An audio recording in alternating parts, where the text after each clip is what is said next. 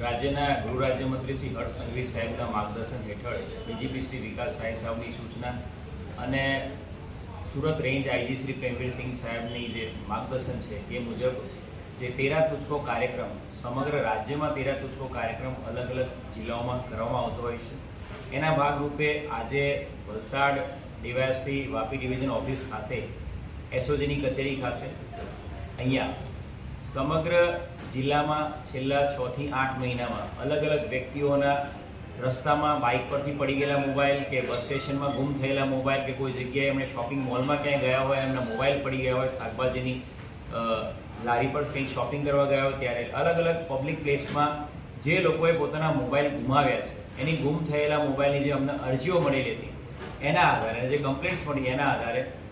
તમામ મોબાઈલ એની ઉપર જે વર્કઆઉટ કરવામાં આવ્યું હતું એ મોબાઈલ ટ્રેસ કરવામાં આવ્યા હતા અને એના આધારે વલસાડ જિલ્લાની જે એસઓજી છે, સ્પેશિયલ ઓપરેશન ગ્રુપ, એ એસઓજીને કુલ મળીને 65 જેટલા મોબાઈલ જેની કુલ કિંમત 10,80,000 છે એ શોધી કાઢવામાં સફળતા મળી છે. જેની અંદર વલસાડ સિટી પોસ્ટના 3, ડુંગરીનો 1, ધરમપુરના 2, વાપી જીઆઈડીસીના 19, ભીલાડના 7, વલસાડ રૂરલના 6, પારડીના 3, વાપી ટાઉનના 15, ડુંગરાના 6 અને ઉમરગામ પોસ્ટના 3 એમ કુલ